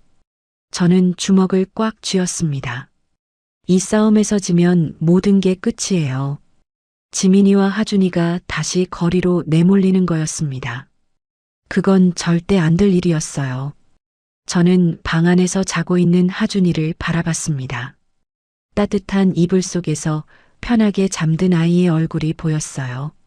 13년 만에 처음으로 추위에 떨지 않고 자는 밤이었죠. 저 아이를 다시는 춥게 하지 않겠다고 다짐했습니다. 지민이가 다가와 제 옆에 섰어요. 어머니, 무섭지 않으세요? 진상 씨가 무슨 짓을 할지 모르잖아요. 저는 지민의 손을 잡았습니다. 무섭지. 당연히 무섭지. 그런데 더 무서운 게 있어. 너희를 지켜주지 못하는 거야. 그건 죽어도 싫어. 지민이가 제 손을 꽉 쥐었어요. 거칠고 갈라진 손이었지만 그 안에 온기가 느껴졌습니다. 내일이면 검찰에 갑니다. 내 아들을 고발하러요. 피를 나눈 자식을 범죄자로 만드는 거였어요. 가슴이 찢어지는 것 같았습니다. 하지만 어쩔 수 없었어요. 그놈이 먼저 사람이기를 포기했으니까요. 밤이 깊어갔습니다. 저는 잠들지 못하고 창밖을 바라봤어요. 별이 총총했습니다. 죽은 영감이 저 하늘에서 지켜보고 있을까요? 영감, 내일 싸움 나가요. 지켜봐줘요. 속삭이듯 말하고 눈을 감았습니다. 결전의 날이 밝아오고 있었어요. 다음 날 아침 저는 서울중앙지검 앞에 섰습니다. 회색빛 건물이 하늘 높이 솟아 있었어요. 박 실장이 옆에서 서류 가방을 들고 있었죠. 변호사도 함께였습니다. 박 실장이 섭외한 전직 검사 출신 변호사였어요. 회장님, 준비되셨습니까? 변호사가 물었습니다. 저는 고개를 끄덕였어요. 준비가 됐냐고요? 평생 준비해도 이런 일에 준비가 될 리 없었습니다. 내 손으로 내 자식을 고발하는 거였으니까요. 검찰청 로비에 들어서니 사람들이 바쁘게 오가고 있었어요. 양복 입은 변호사들, 서류 뭉치를 든 직원들. 저는 그 사이를 지나 접수 창구로 향했습니다. 고발장을 제출하는 데는 30분이 채 안 걸렸어요. 서류를 넘기고 접수증을 받았습니다. 그게 다였죠. 허무할 정도로 간단했어요. 하지만 제 손이 떨리는 건 멈추지 않았습니다. 접수증을 받아드는 순간 눈물이 핑 돌았어요. 이게 맞는 건가 싶었습니다. 아무리 나쁜 짓을 했어도 내가 낳은 자식인데, 내전 물리고 업어서 키운 아들인데, 그 아이를 범죄자로 만드는 거였어요. 하지만 지민이 얼굴이 떠올랐습니다. 노숙자가 되어 떨고 있던 그 모습, 하준이가 소리를 못 듣게 된 이유, 그걸 생각하면 망설일 수 없었어요. 접수 완료됐습니다. 빠르면 일주일 안에 수사가 시작될 겁니다. 변호사가 말했어요. 일주일이요. 그 사이에 무슨 일이 벌어질지 아무도 몰랐습니다. 검찰청을 나오는데 박 실장의 전화가 울렸어요. 봤더니 얼굴이 굳어졌습니다. 통화를 끝내고 저를 바라봤어요. 회장님, 도련님이 움직이고 있습니다. 오늘 아침에 기자들을 불러서 기자회견을 열었답니다. 기자회견? 네. 치매 걸린 어머니가 실종됐는데 누군가 유괴한 것 같다고요. 범인을 찾아달라고 눈물까지 흘렸답니다. 분노가 치밀어 올랐습니다. 유괴라니요. 저놈이 나를 가두고 약 먹여서 폐인 만들려 한 게 누군데. 피해자 행세를 하다니. 뉴스에 나갔어? 네, 점심 뉴스에 나왔습니다. 지금 인터넷에서 난리예요. 불효자식 욕하는 댓글이 많은데 어머니 찾아드려야 한다는 여론도 있고요. 그놈이 여론전을 시작한 거였어요. 자기가 효자인 척, 피해자인 척 행세하면서 저를 찾으려는 거였습니다. 치매 걸린 어머니를 유괴한 악당을 찾는 이야기로 만들어버린 거죠. 역으로 기자회견 열자. 내가 직접 나가서 모든 걸 밝힐 거야. 박 실장이 고개를 끄덕였습니다. 준비하겠습니다. 내일 오전 10시에 프레스센터에서 하시죠. 차에 올라 안전가옥으로 돌아가는 길이었습니다. 라디오에서 뉴스가 흘러나왔어요. 오늘 오전 정성밥상 대표 최진상 씨가 기자회견을 열고 실종된 어머니 김말순 회장을 찾아달라고 호소했습니다. 최 대표는 눈물을 흘리며 어머니가 치매를 앓고 있어 걱정된다고 밝혔습니다. 라디오를 꺼버렸어요. 더 이상 듣고 싶지 않았습니다. 그 악어 눈물이 역겨웠거든요. 안전가옥에 도착했을 때 이미 해가 기울고 있었습니다. 문을 열고 들어가니 지민이가 달려왔어요. 얼굴이 창백했습니다. 어머니, 뉴스 봤어요. 진상 씨가. 알아. 나도 봤어. 저는 지민의 손을 잡았습니다. 지민의 손이 떨리고 있었어요. 무서워요. 저 때문에 어머니까지 위험해지는 거 아니에요? 무슨 소리야? 내 때문이 아니야. 다 그놈이 저지른 일이지. 하준이가 방에서 나왔습니다. 엄마가 우는 걸 보고 불안한 표정을 지었어요. 저는 하준에게 괜찮다는 수화를 해줬습니다. 아이가 조금 안심한 것 같았어요. 저녁을 먹고 있을 때였습니다. 박 실장이 급하게 들어왔어요. 숨이 차 있었습니다. 회장님, 문제가 생겼습니다. 숟가락을 내려놓았어요. 또 무슨 일인가 싶었습니다. 뭔데? 도련님이 흥신소를 고용했습니다. 전문 인력 10명을 풀어서 회장님 행방을 추적하고 있대요. 그리고 방금 연락 받았는데 박 실장이 말을 멈췄어요. 얼굴이 더 어두워졌습니다. 이 빌라 근처에서 수상한 차량이 목격됐답니다. 심장이 쿵 내려앉았어요. 들킨 건가? 벌써? 확실해? 아직 확실하지 않습니다. 하지만 대비해야 합니다. 저는 자리에서 벌떡 일어났습니다. 지민아, 하준아. 짐 싸. 여기 오래 못 있겠다. 지민이가 눈을 크게 떴어요. 하지만 묻지 않고 바로 움직였습니다. 13년 동안 도망 다니며 살아온 본능이었겠죠. 하준이도 엄마를 따라 짐을 쌌어요. 박 실장이 창문으로 바깥을 살폈습니다. 골목 어귀에 검은색 승합차가 한 대 서 있었어요. 불이 꺼져 있었지만 사람이 타고 있는 것 같았습니다. 저 차입니다. 2시간 전부터 저기 있었대요. 등골이 서늘해졌어요. 저놈이 보낸 사람들이 틀림없었습니다. 뒷문으로 빠져나갈 수 있어? 네, 뒤편에 비상구가 있습니다. 거기서 골목으로 연결돼요. 저는 지민과 하준을 데리고 뒷문으로 향했습니다. 박 실장이 앞장서서 길을 안내했어요. 비상구 문을 열자 차가운 밤 공기가 밀려들었습니다. 골목이 어두웠어요. 가로등 하나 없었습니다. 저는 하준의 손을 꽉 잡았어요. 아이 손이 차가웠습니다. 조용히 따라와. 박 실장이 속삭였어요. 우리는 벽을 따라 조심스럽게 걸었습니다. 발소리를 죽이며 한 발 한 발 나아갔죠. 골목 끝에 박 실장의 차가 세워져 있었어요. 거의 다 왔다 싶었을 때였습니다. 거기서 뒤에서 고함이 들렸어요. 손전등 불빛이 우리를 비췄습니다. 2명의 남자가 달려오고 있었어요. 뛰어! 박 실장이 소리쳤습니다. 저는 하준을 끌고 뛰었어요.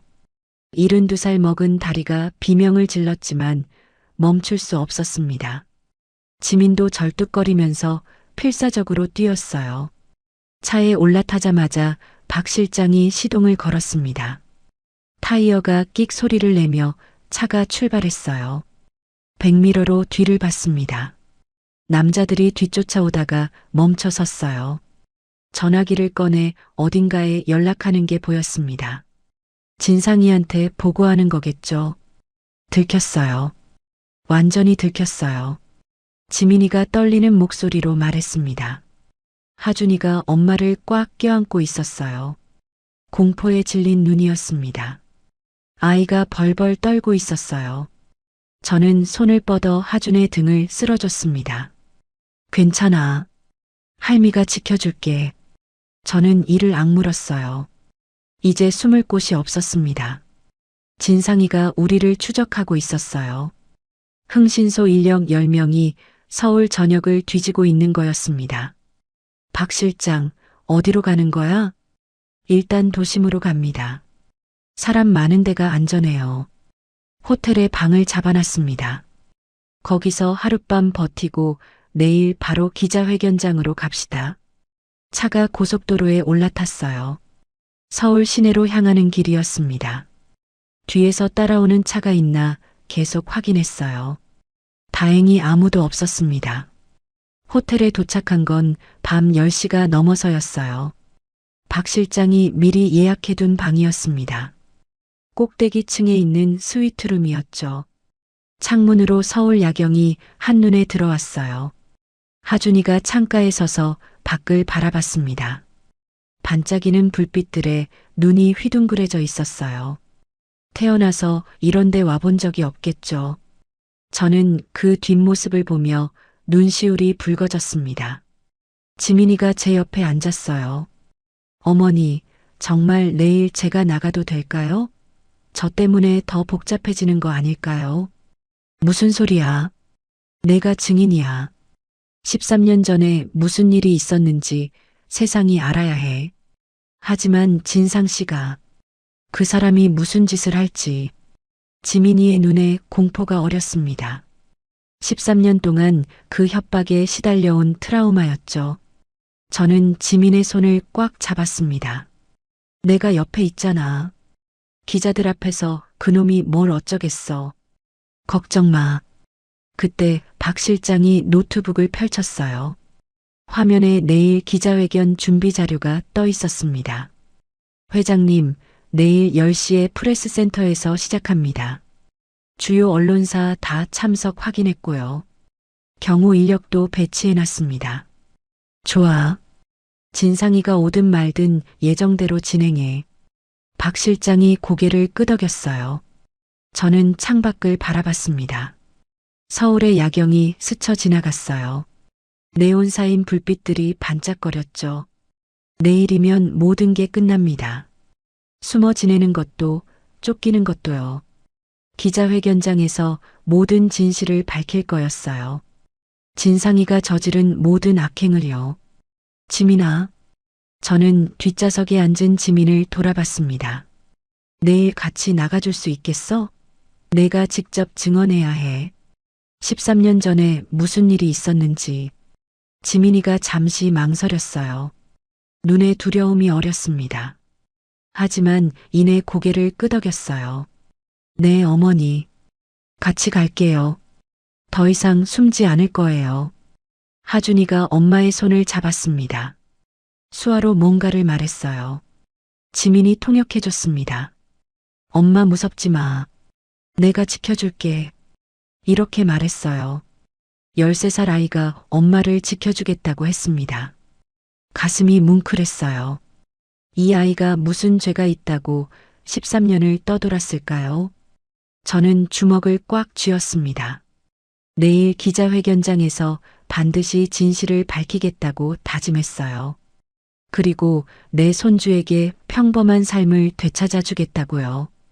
밤이 깊어갔습니다. 지민과 하준이 침대에서 잠들었어요. 둘이 서로를 꼭 껴안고 자고 있었습니다. 13년 동안 그렇게 서로에게 기대며 버텨온 거겠죠. 저는 잠이 오지 않았어요.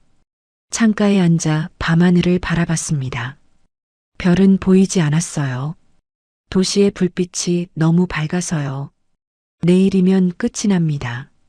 13년간의 거짓말이 무너지고 진실이 세상에 드러나는 거예요. 두렵기도 했지만 더 이상 물러설 곳은 없었습니다. 차는 밤거리를 달렸습니다. 결전의 날이 밝아오고 있었어요. 아침 10시 프레스센터 대회의실 앞에 섰습니다. 문 너머로 웅성거리는 소리가 들려왔어요. 수십 명의 기자들이 모여 있었죠. 카메라 플래시가 번쩍이고 있었습니다. 회장님, 준비되셨습니까? 박 실장이 물었어요. 저는 고개를 끄덕였습니다. 옆에 지민이가 서 있었어요. 얼굴이 창백했지만 눈빛은 단단했습니다. 하준이는 호텔에 남겨뒀어요. 이런 자리에 아이를 데려올 수는 없었거든요. 들어가자. 문이 열렸습니다. 플래시 세례가 쏟아졌어요. 눈이 부셔서 잠깐 앞이 안 보였습니다. 기자들의 함성이 터져 나왔죠. 김말순 회장님이십니다. 회장님, 어디 계셨던 겁니까? 유괴당하셨다는 게 사실입니까? 질문 세례가 쏟아졌어요. 저는 대답하지 않고 연단으로 걸어갔습니다. 한 발 한 발. 72의 인생에서 가장 긴 걸음이었어요. 연단에 올라서니 아래가 한눈에 들어왔습니다. 기자들이 빼곡히 앉아 있었어요. 카메라가 저를 향해 있었죠. 생중계되고 있다는 걸 알았습니다. 온 국민이 지켜보고 있었어요. 마이크 앞에 섰습니다. 손이 떨렸어요. 하지만 목소리만큼은 떨리지 않게 해야 했습니다. 저는 김말순입니다. 정성밥상의 창업주의자 최대주주입니다. 회의실이 조용해졌어요. 모두가 숨을 죽이고 제 말을 기다렸습니다. 어제 제 아들 최진상이 기자회견을 열어서 저를 찾는다고 했다면서요. 치매 걸린 어머니가 유괴당했다고요. 저는 잠시 말을 멈췄습니다. 기자들의 펜이 바쁘게 움직였어요. 거짓말입니다. 저는 유괴당한 게 아닙니다. 제 발로 그 집을 나왔어요. 왜냐고요? 3년 동안 그 집에 감금당해 있었으니까요. 회의실이 술렁였습니다. 기자들이 웅성거리기 시작했어요. 제 아들은 저한테 치매약이라고 속이고 수면제를 먹였습니다. 3년 동안요. 저를 폐인으로 만들어서 재산을 빼돌리려고요. 플래시가 더 거세게 터졌습니다. 질문이 쏟아졌지만 저는 손을 들어 제지했어요. 아직 끝나지 않았습니다. 더 큰 죄가 있어요. 저는 옆에 서 있는 지민을 바라봤습니다. 지민이가 고개를 끄덕였어요. 떨리는 다리로 마이크 앞에 섰습니다. 이 사람은 박지민입니다. 제 며느리예요. 아니, 전 며느리라고 해야 하나. 13년 전에 제 아들한테 쫓겨났거든요. 기자들이 술렁였어요. 전 며느리라는 말에 반응한 거였죠. 지민 씨, 직접 말해줄 수 있겠어요? 지민이가 마이크를 잡았습니다. 손이 떨리고 있었어요. 하지만 목소리는 또렷했습니다. 저는 13년 전에 남편한테 쫓겨났습니다. 임신 8개월이었어요. 그날 밤 남편이 깡패 서너 명을 데리고 왔어요. 저를 침대에서 끌어냈습니다. 회의실이 고요해졌어요. 숨소리도 안 들렸습니다. 이혼 서류에 도장 찍으라고 했어요. 재산 포기 각서도요. 거부하니까 배를 걷어찼습니다. 8개월 된 배를요. 기자들 사이에서 탄식이 터져 나왔어요. 몇몇은 얼굴을 찡그렸습니다. 어머니가 시켰다고 했어요. 어머니가 저를 내쫓으라고 했다고. 저는 그 말을 믿었습니다. 맨발로 비 오는 거리에 쫓겨나서 13년을 노숙자로 살았어요. 지민의 목소리가 떨렸습니다. 눈에서 눈물이 흘러내렸어요. 하지만 말을 멈추지 않았습니다. 제 아들은 태어날 때 청력이 약했어요. 일찍 치료하면 나을 수 있었는데 돈이 없어서 병원을 못 갔습니다. 돌 때 고열이 나서 3일을 앓았는데 그때 청력을 완전히 잃었어요. 지금 제 아들은 아무 소리도 못 듣습니다. 회의실 여기저기서 한숨 소리가 났어요. 여기자 한 명이 손수건으로 눈을 닦고 있었습니다. 저는 다시 마이크 앞에 섰어요. 저는 그 사실을 며칠 전에야 알았습니다. 제 며느리가 13년 동안 거리에서 살았다는 걸, 제 손주가 귀가 안 들린다는 걸, 그리고 그게 다 제 아들이 저지른 일이라는 걸요. 목소리가 갈라졌습니다. 눈물이 차올랐어요. 하지만 참았습니다. 아직 할 말이 남았으니까요. 제 아들 최진상은 회사 돈 120억을 횡령했습니다. 제 명의 부동산을 위조 서류로 팔아치웠고요. 저는 어제 검찰에 고발장을 접수했습니다. 횡령, 문서 위조, 사기, 강제추행까지. 죄목이 한두 개가 아닙니다.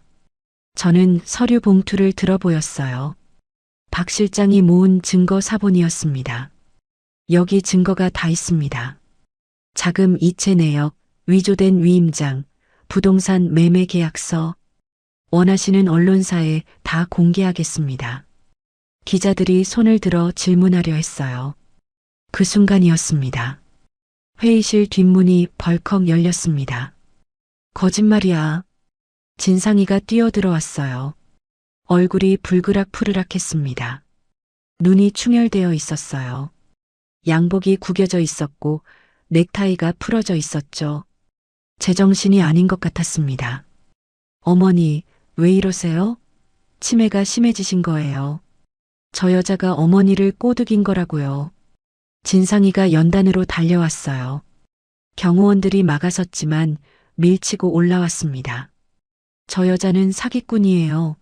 어머니 재산 노리고 접근한 거라고요. 카메라가 일제히 진상이를 향했습니다. 플래시가 미친 듯이 터졌어요. 저는 한 발짝도 물러서지 않았습니다. 진상이의 눈을 똑바로 바라봤어요. 진상아, 제 목소리는 차가웠습니다. 72의 인생에서 처음 내는 목소리였어요. 13년 전에 내가 한 짓을 다 알아. 지민이 배를 발로 차고 빗속에 내쫓고 아이가 아프다고 연락하니까 죽여버리겠다고 협박한 거 다 알아. 진상이의 얼굴이 하얗게 질렸어요. 입술이 파르르 떨렸습니다. 그건 뭐야? 변명할 거 있어? 해봐. 온 국민이 보고 있어. 진상이가 주위를 둘러봤습니다. 수십 대의 카메라가 자기를 향하고 있었어요. 생중계 빨간 불이 켜져 있었죠. 그제야 상황을 파악한 것 같았습니다. 이게 다 조작이야. 저 여자가 어머니를 세뇌시킨 거라고. 진상이가 소리쳤어요. 하지만 목소리가 갈라졌습니다. 눈동자가 불안하게 흔들렸어요. 그때 회의실 문이 다시 열렸습니다. 검은 양복을 입은 사람들이 들어왔어요. 가슴에 검찰 배지가 달려 있었습니다. 최진상 씨 횡령 및 문서 위조 혐의로 긴급 체포합니다. 검사가 영장을 내밀었어요. 진상이의 얼굴이 일그러졌습니다. 핏기가 다 빠져서 창백해졌어요. 뭐야 이게. 나한테 이럴 수 없어. 내가 누군지 알아? 진상이가 발버둥 쳤어요. 하지만 수사관들이 양팔을 잡았습니다. 수갑이 찰칵 소리를 내며 채워졌어요. 그 소리가 회의실 전체에 울렸습니다. 어머니, 이러시면 안 돼요. 저 사람들한테 속은 거라고요. 제발. 진상이가 끌려가면서 악을 썼습니다. 목이 터져라 소리를 질렀어요. 하지만 저는 돌아보지 않았어요. 그 모습을 볼 수가 없었거든요. 내가 낳은 자식이 수갑차고 끌려가는 모습을요. 가슴이 찢어지는 것 같았습니다.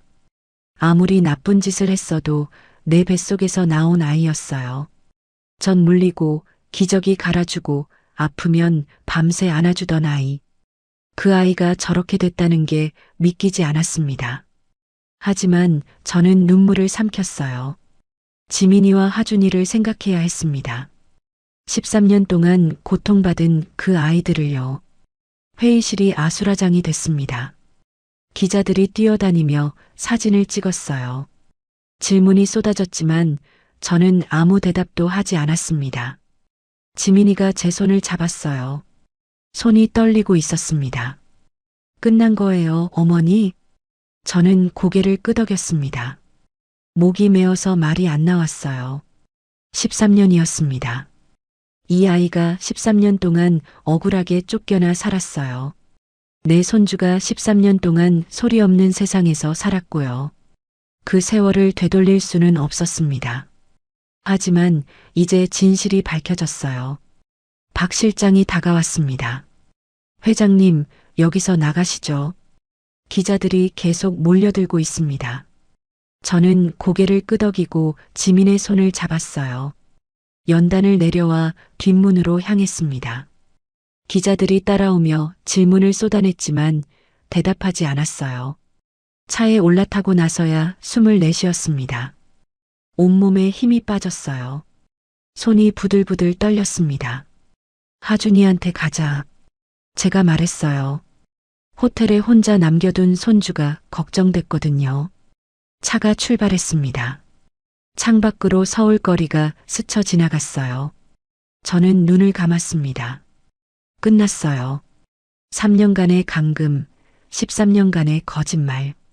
다 끝났습니다. 이제 새로 시작하는 거였어요. 지민이가 조용히 말했어요. 어머니, 감사합니다.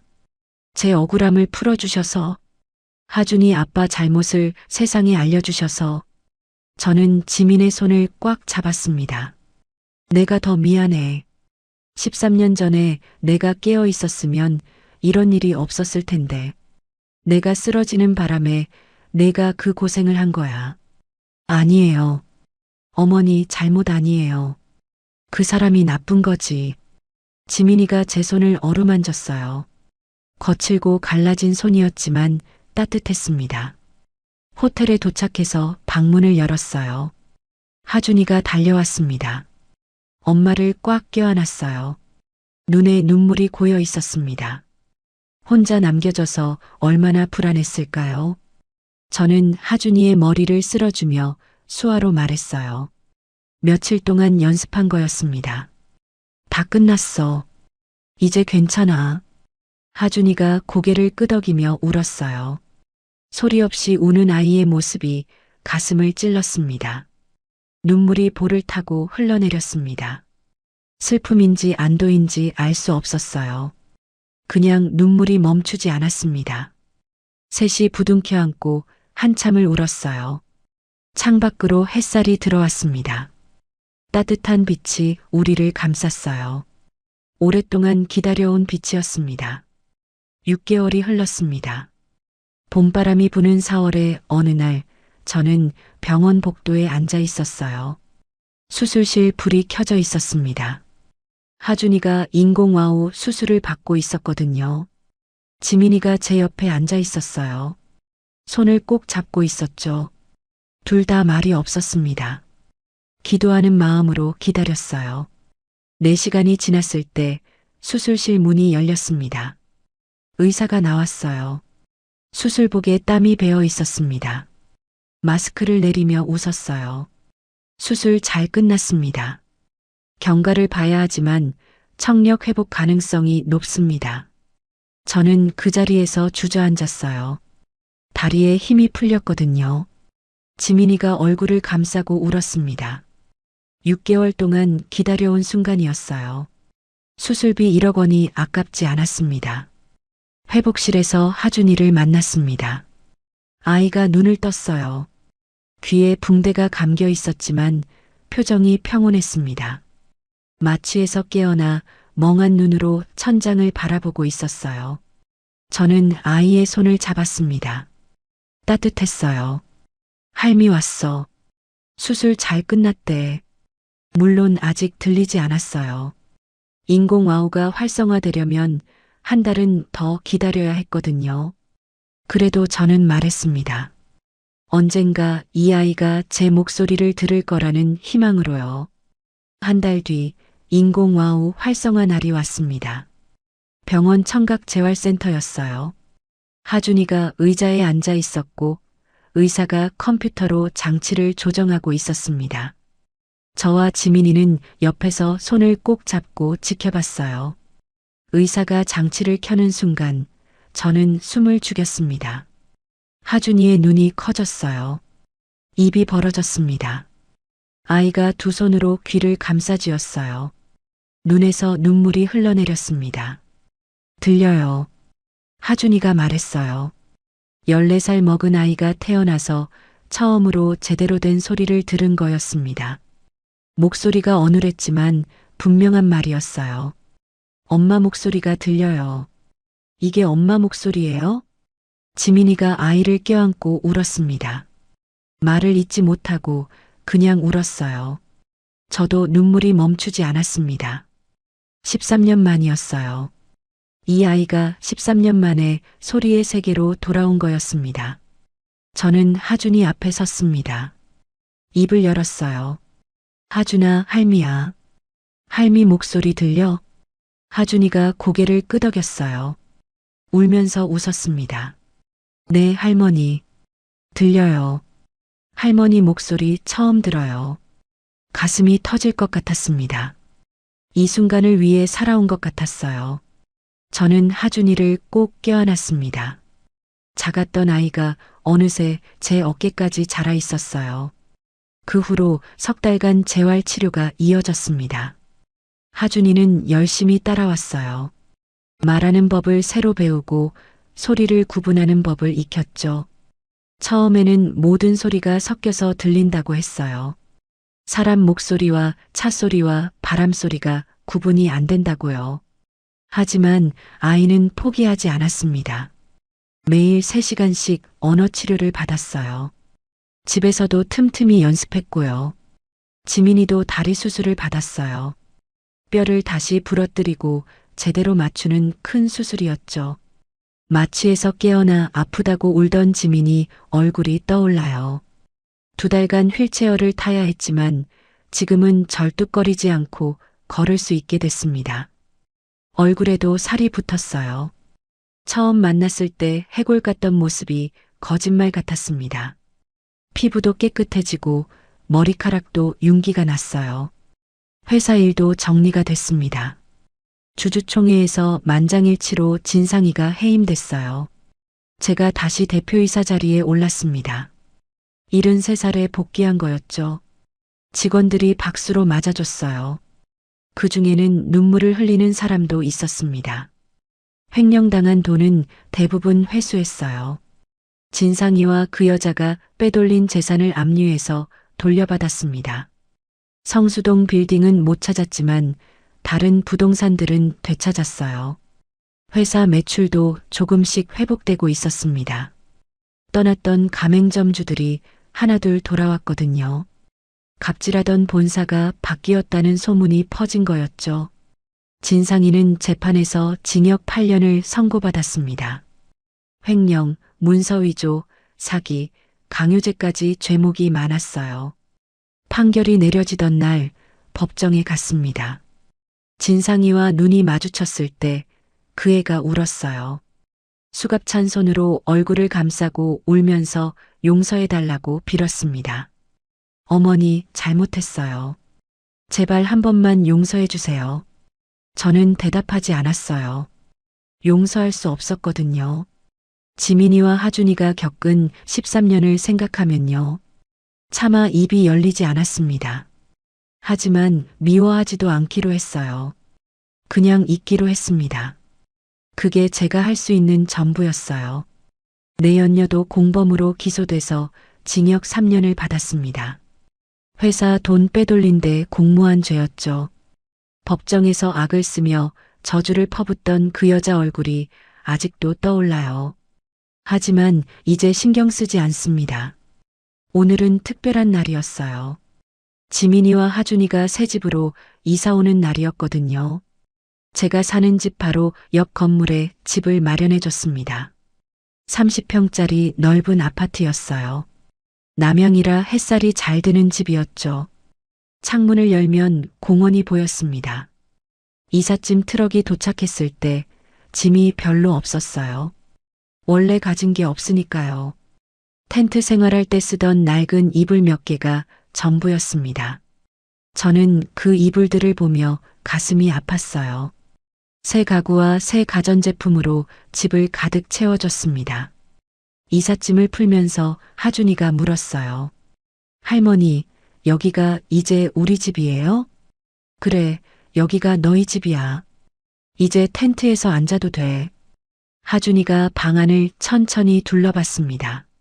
새 침대, 새 책상, 새 옷장. 다 처음 갖는 것들이었어요. 책상 서랍을 열어보고 옷장 문을 열어보고 침대에 앉아보기도 했습니다. 아이 눈에 눈물이 고였어요. 고마워요, 할머니. 진짜 고마워요. 저는 아이의 머리를 쓸어줬어요. 이제 또렷하게 말하는 하준이가 신기했습니다. 3달 전만 해도 어눌했는데 지금은 거의 정상적으로 대화할 수 있었어요. 언어치료사 선생님도 놀랄 정도로 빨리 늘었다고 했습니다. 저녁에 셋이 둘러앉아 밥을 먹었습니다. 제가 직접 끓인 된장찌개와 불고기였어요. 30년 동안 장사하며 갈고 닦은 솜씨였죠. 하준이가 맛있다며 연신 밥을 퍼먹었습니다. 2 공기를 뚝딱 비웠어요. 지민이가 웃으며 천천히 먹으라고 했습니다. 체하겠다. 천천히 먹어. 맛있어서 그래요. 할머니 요리 진짜 맛있어요. 평범한 저녁 풍경이었습니다. 하지만 저한테는 기적 같았어요. 6개월 전만 해도 상상도 못했던 광경이었거든요. 그때는 지민이와 하준이가 텐트에서 굶고 있었으니까요. 밥을 먹고 나서 하준이가 제 옆에 앉았어요. 할머니, 나 이제 학교 가도 돼요? 그럼 9월부터 다닐 수 있어. 선생님이 열심히 따라오면 된대. 친구 사귈 수 있을까요? 당연하지. 우리 하준이 착하고 똑똑한데. 친구 많이 생길 거야. 하준이가 활짝 웃었어요. 14살다운 환한 웃음이었습니다. 13년 동안 못 본 웃음이었어요. 지민이가 설거지를 하다 말고 돌아봤습니다. 어머니, 감사해요. 저희한테 이렇게까지 해주셔서. 무슨 소리야? 당연히 해야 할 일을 한 거지. 아니에요. 보통은 못해요. 친아들을 고발하고 전 며느리랑 손주를 받아들이는 거 쉬운 일 아니에요. 저는 고개를 저었어요. 내가 더 미안해. 13년 전에 쓰러지지만 않았어도 이런 일이 없었을 텐데. 다 내 탓이야. 그만 자책하세요. 이제 다 지난 일이에요. 앞으로가 중요한 거잖아요. 지민이가 다가와 제 손을 잡았습니다. 따뜻한 손이었어요. 더 이상 거칠고 갈라진 손이 아니었습니다. 밤이 깊어갔어요. 하준이가 제 방에 와서 이불을 덮어줬습니다. 따뜻한 손길이었어요. 할머니, 잘 자요. 내일 또 봐요. 그래, 우리 하준이도 잘 자. 문이 닫히고 발소리가 멀어졌어요. 저는 천장을 바라봤습니다. 눈물이 흘렀어요. 행복해서 흐르는 눈물이었습니다. 73해를 살면서 이런 행복은 처음이었어요. 젊었을 때는 돈 버느라 정신없었고, 나이 들어서는 병으로 쓰러지고 감금당하고, 제대로 된 가족의 온기를 느껴본 적이 없었습니다. 남편은 일찍 세상을 떠났고, 아들은 악마가 됐으니까요. 그런데 이제야 알았어요. 진짜 가족이 뭔지. 피를 나눈다고 가족이 아니었습니다.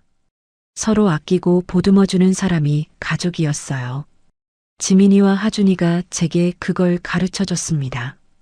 영감 봤어요? 우리 손주가 말을 해요. 우리 며느리가 웃어요. 다 잘 됐어요. 죽은 남편에게 말했습니다. 어디선가 영감이 웃고 있을 것 같았어요.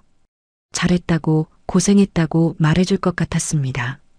창밖으로 별이 반짝였습니다. 73의 인생에서 가장 평화로운 밤이었어요.